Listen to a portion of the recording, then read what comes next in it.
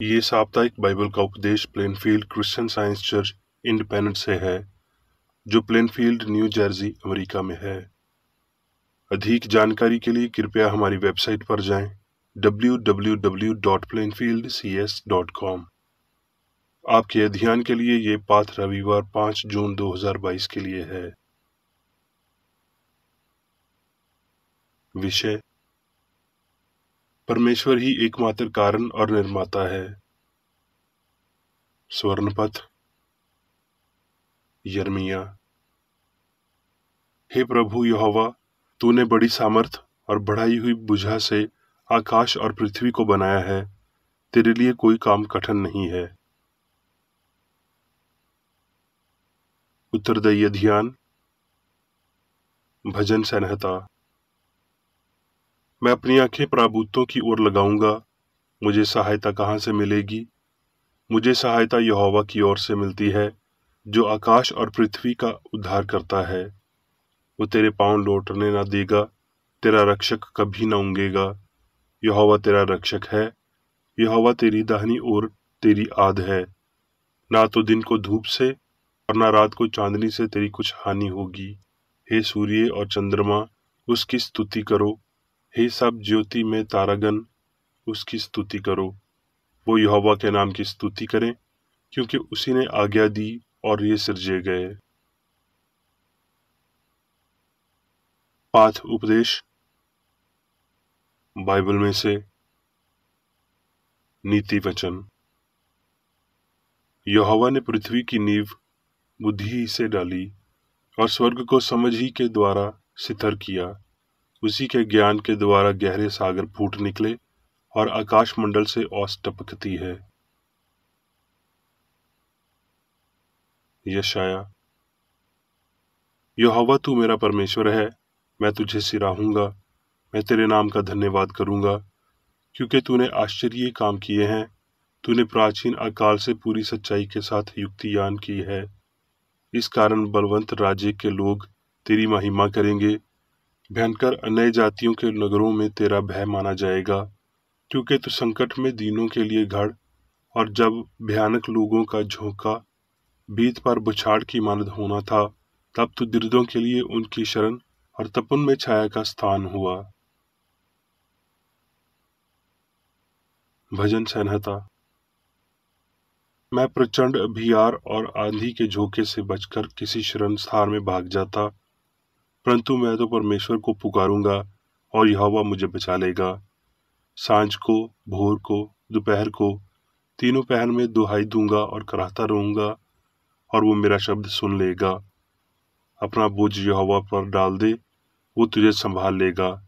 वो धार्मिक को कभी टलने न देगा। निर्गमान। जब मिस्र के राजा को ये समाचार मिला कि वो लोग भाग गए, तब फराउन और उसके कर्मचारियों का मन उनके विरोध पलट गया, और वो कहने लगे, हमने ये क्या किया कि इसराइल को अपनी स्वीकाई से छुटकारा देकर जाने दिया। सो उसने इसराइलियों का पीछा किया। जब फराउन निकट आया, तब इसराइलियों ने आंखें उठाकर क्या देखा कि मिस्री हमारा पीछा किए चले आ रहे हैं, और इसराइली अत्यंत डर गए और चिल्लाकर यहोवा की दुहाई दी। मूसा ने लोगों से कहा, डरो मत, खड़े खड़े वो उद्धार का काम देखो जो यहोवा आज तुम्हारे लिए करेगा, क्योंकि जिन मिस्रियों को आज तुम देखते हो, उनको फिर कभी न देखोगे। और मूसा ने अपना हाथ समुद्र पर बढ़ाया, और यहोवा ने रात भर प्रचंड पूर्वज चलाई, और समुद्र को दो भाग करके जल ऐसा हटा दिया जिससे कि उसके बीच सूखी भूमि हो गई। तब इसराइली समुद्र के बीच स्थल ही स्थल पर चले, और जल उनकी दाहिनी और बाईं ओर दीवार का काम देता था। तब मिस्री अर्थात फराउन के सब घोड़े, रथ और सवार उनका पीछा किए हुए समुद्र के बीच में चले गए। फिर यहोवा ने मूसा से कहा, अपना हाथ समुद्र के ऊपर बढ़ा के जल मिस्रियों और उनके रथों और सवारों पर फिर बहने लगे।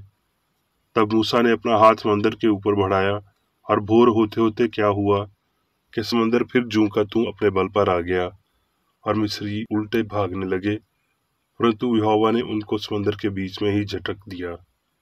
और यहोवा ने उस दिन इसराइलियों को मिस्रियों के वश से इस प्रकार छुड़ाया, और इस्राएलियों ने मिस्रियों को समुद्र के तट पर मरे पड़े हुए देखा। और यहोवा ने मिस्रियों पर जो अपना पराक्रम दिखलाया था, उसको देखकर इस्राएलियों ने यहोवा का भय माना और यहोवा की और उसके दास मूसा की भी प्रतीति की। भजन संहिता। जो लोग जहाजों में समुद्र पर चलते हैं और महासागर पर होकर व्यापार करते हैं, वो यहोवा के कामों को और उन आश्चर्य कामों को जो वो समुद्र में करता है देखते हैं। वो संकट में यहोवा की दुहाई देते हैं और वो उनको कित्ती से निकालता है और आंधी को थाम देता है और तरंगें बैठ जाती हैं। तब वो उनके बैठने से आनंदित होते हैं, फिर वो उनको मन चाहे भंडार स्थान में पहुंचा देता है। मत्ती। यीशु ने अपने चारों ओर एक बड़ी भीड़ देखकर पार जाने की आज्ञा दी। जब वो नाव पर चढ़ा तो उसके चेले उसके पीछे हो लिए। और देखो, झील में एक ऐसा बड़ा तूफान उठा कि नाव लहरों से ढपने लगी और वो सो रहा था। तब उन्होंने पास आकर उसे जगाया और कहा, हे प्रभु, हमें बचा, हम नाश हुए जाते हैं। उसने उनसे कहा, हे अविश्वासियों, क्यों डरते हो? तब उसने उठकर आंधी और पानी को डांटा और सब शांत हो गया। और लोग अचंभा करके कहने लगे, ये कैसा मनुष्य है कि आंधी और पानी भी उसकी आज्ञा मानते हैं। यशाया। देखो, एक राजा धर्म से राज्य करेगा और राजकुमार न्याय से हुकूमत करेंगे। हर एक मानव आंधी से छुपने का स्थान और बौछार से आद होगा, या निर्जल देश में जल के झरने और तपती भूमि में बड़ी चट्टान की छाया। उस समय देखने वालों की आंखें धुंधली न होंगी और सुनने वालों के कान लगे रहेंगे। अय्यूब। ईश्वर गरज कर अपना शब्द अद्भुत रीति से सुनाता है और बड़े बड़े काम करता है जिनको हम नहीं समझते। वो तो हिम से कहता है, पृथ्वी पर गिर, और इसी प्रकार मी को भी, और मूसलाधार वर्षा को भी ऐसी ही आज्ञा देता है। ईश्वर की श्वास की फूंक से बर्फ जमती है, जब जलाशयों का पाट जम जाता है। फिर वो घटाओं को भाप से लादता और अपनी बिजली से भरे हुए उजियाले का बादल दूर तक फैलाता है। वो उसकी बुद्धि की युक्ति से इधर उधर फिराए जाते हैं, इसलिए कि जो आज्ञा वो उनको दे, उसी को वो बसाई हुई पृथ्वी के ऊपर पूरी करें। इस पर कान लगा और सुन ले, चुपचाप खड़ा रह और ईश्वर के आश्चर्य कामों का विचार कर। आमूस। देख, पहाड़ों का बनाने वाला और पवन का सिरजाने वाला और मनुष्य को उसके मन का विचार बताने वाला और भोर को अंधकार करने वाला और जो पृथ्वी के ऊंचे स्थानों पर चलने वाला है, उसी का नाम सेनाओं का परमेश्वर यहोवा है। अब मैं मेरी बेकर रेड्डी द्वारा क्रिश्चियन साइंस की किताब विज्ञान और स्वस्थ शास्त्रों की कुंजी के साथ किस्सा संबंधी अंश पढ़ूंगा। विज्ञान और स्वस्थ। रचनाकार आत्मा, मन, सभी के दिव्य सिद्धांत जो वास्तविक और सच्चाई हैं, आत्मा स्थित्व जीवन, सत्य और प्रेम जो परिपूर्ण और शाश्वत है, पदार्थ और बुराई के विपरीत जिसका कोई सिद्धांत नहीं है, ईश्वर जिसने वो सब बनाया था जो स्वयं एक परमाणु या एक तत्व नहीं बना सकता था। वास्तविकता और उसके विज्ञान में होने के कर्म को समझने के लिए आपको परमेश्वर को उस सभी के दिव्य सिद्धांत के रूप में फिर से शुरू करना चाहिए जो वास्तव में है। आत्मा, जीवन, सत्य, प्रेम एक के रूप में गठबंधन और भगवान के लिए शास्त्र के नाम है। सभी पदार्थ, बुद्धि, ज्ञान, अस्तित्व, अमृता, कारण और प्रभाव ईश्वर के हैं। ये उसकी विशेषताएं हैं। अनंत दिव्य सिद्धांत, प्रेम की शाश्वत अभिव्यक्तियां। कोई भी ज्ञान बुद्धिमान नहीं है, लेकिन उसका ज्ञान है। कोई सत्य सत्य नहीं है, कोई प्रेम प्यारा नहीं है, कोई जीवन जीवन नहीं है, लेकिन परमात्मा है। कोई अच्छा नहीं है, लेकिन अच्छा भगवान सबसे अच्छा है। दिव्य तत्व मीमांसा, जैसा कि आध्यात्मिक समझ से पता चलता है, स्पष्ट रूप से दिखाता है कि सभी कुछ मन है और वो मन ईश्वर है, सर्वशक्तिमान, सर्वव्यापी, स्वर्गीय, अर्थात सभी शक्ति, सभी उपस्थिति, सभी विज्ञान। इसलिए सभी वास्तव में मन की अभिव्यक्ति है। मन अपने सभी स्वरूप पर सर्वोच्च और उन सभी पर शासन करने वाला, विचारों को अपनी प्रणाली, अपने सभी विशाल निर्माण का जीवन और प्रकाश का केंद्रीय सूर्य है और मनुष्य दिव्य मन के लिए सहायक है। मन के बिना दुनिया ढह जाएगी, बिना बुद्धि के जो हवाओं को अपनी पकड़ में रखती है। हवा जो कि सर्वशक्ति मान्यता और भगवान की आध्यात्मिक सरकार के आंदोलनों को इंगित करती है, जिसमें सभी चीजें शामिल हैं, नाश, क्रोध, नश्वर जुनून है। नैतिक और आध्यात्मिक आत्मा से संबंधित हो सकते हैं, जो मुट्ठी में हवा रखता है और ये शिक्षण विज्ञान और सद्भाव के साथ उच्च चरण करता है। विज्ञान में आपके पास भगवान के विपरीत कोई शक्ति नहीं हो सकती और शारीरिक इंद्रियों को अपनी झूठी गवाही नहीं देनी चाहिए। अच्छाई के लिए आपका प्रभाव आपके द्वारा सही पैमाने पर फेंके गए वजन पर निर्भर करता है। आप जो अच्छा करते हैं और अवतार लेते हैं, वो आपको एक शक्ति प्राप्त करने योग्य बनाता है। बुराई शक्ति नहीं है, ये शक्ति का मजाक है, जो अपनी कमजोरी को मिटाता है और कभी ना उठने के लिए गिराता है। श्रद्धा शक्ति एक भावनिक विश्वास है, एक अंधा ग्राभित बल है, इच्छा की संतान है और ज्ञान की नहीं, नश्वर मन की है ना ही अमर की। ये सिर का लंबा मोतियाबिंद, भ्याया यार प्रेम, तूफान की सांस है।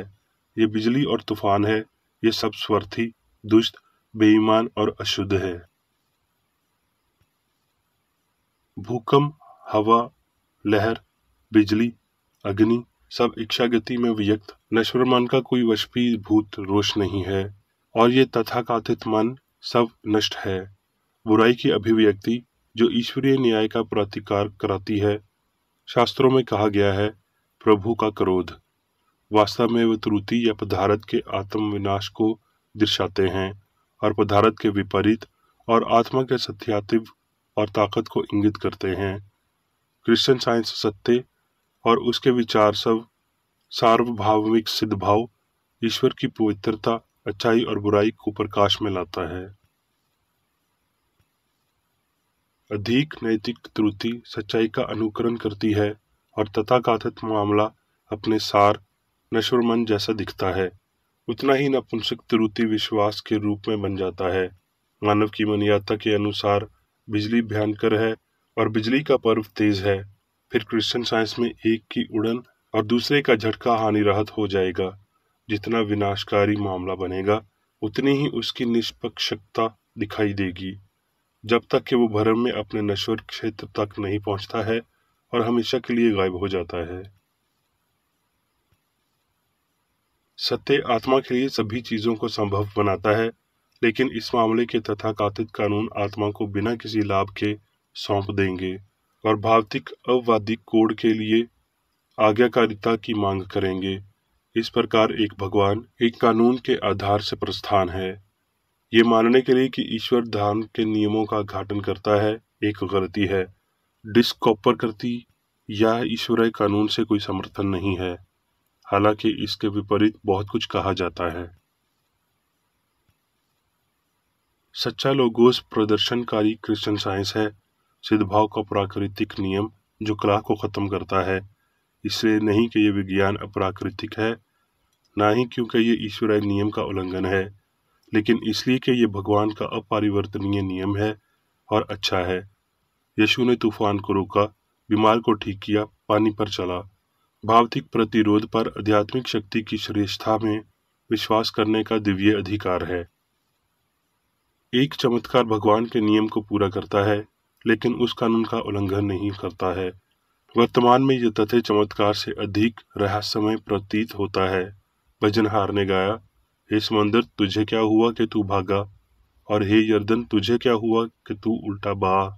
हे पहाड़ों तुम्हें क्या हुआ कि तुम भेड़ों के नियन, और हे पहाड़ियों तुम्हें क्या हुआ कि तुम भेड़ बकरियों के बच्चों के नियन उछली।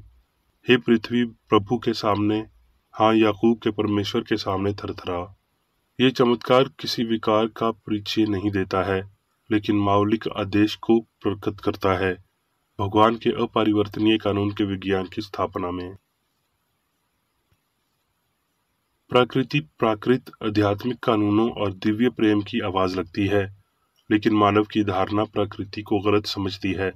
आर्कटिक क्षेत्र, धूप उष्णकटिबंधीय बिंदीय, विशाल पहाड़ियों, पंखों वाली हवाओं, शक्तिशाली बिलों, ब्रह्मांडों, उत्सव के फूल और शानदार आकाश सभी मन की ओर इशारा करते हैं।